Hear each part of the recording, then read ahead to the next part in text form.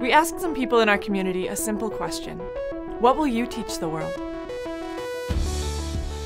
Peter Amarongan is an energy-efficient housing expert with Habitat Studio.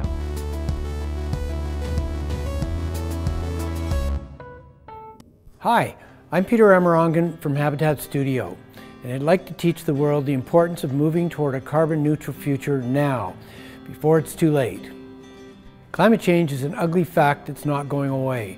We can't kick this down the road any further. Our only hope is to go from current fossil fuel dependency to zero emissions by 2050. Think about what a huge change that means for our workplaces, our buildings, our transportation, our power grid, our food production, just about everything.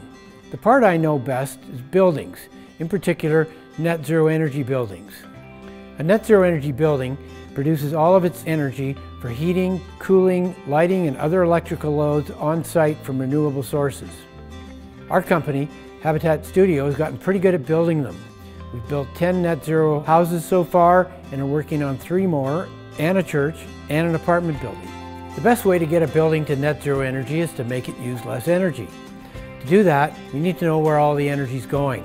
As you can see, most of it's used for heating and cooling, then hot water, lighting, appliances, and miscellaneous electrical stuff. Without deep reduction to all of these, there's no hope of generating all your energy with solar. There simply wouldn't be enough space for the solar panels you would need. So how do we reduce our consumption in a new building?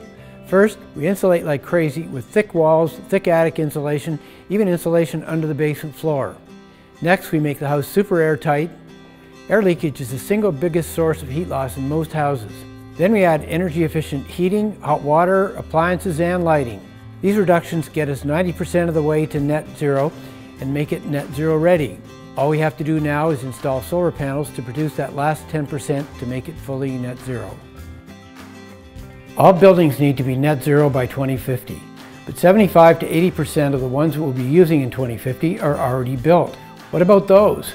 Upgrading an existing building to net zero is possible, but harder than building that way from the start. We have to be smart about it. Start with an energy audit so you know where the energy is being wasted, and then make a comprehensive plan to cut that waste to net zero levels as you can afford it.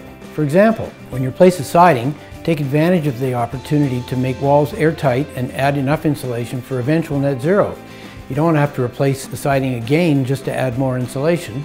If you need new windows, get the most energy efficient windows available. Basically, anytime you do anything to your house, you should make sure it's part of a comprehensive plan to get to net zero.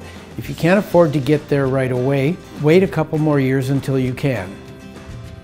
If you're not building or renovating, what can you do? Remember, a net zero ready house uses 1/10 of the energy of a regular house. So getting to net zero is 90% reduction, 10% production. What does this mean for you? Well, let's go back to that consumption chart again. 62% of energy goes to space heating, so getting an efficient furnace is important. With 13% going to appliances, buying efficient appliances is another great way to save energy. When you're ready to buy a new appliance, make sure it's the most efficient you can get. There are also items like smart power bars and LED bulbs that will further reduce your consumption. Habits play a big role too. Turning lights and TVs off, using less hot water, being strategic about opening windows in the heating season. Everybody knows this stuff, but most people don't know what a huge difference it can make. If you're building a new house, make it net zero or net zero ready. It's way easier than fixing it later. If you're renovating, make sure you've got a plan to get to net zero and you're not setting yourself up for more renovations down the line. No matter what your living situation, you can reduce your consumption, both through habit and through smart product choices. We all have a part to play in building a carbon neutral future. We're all in this together.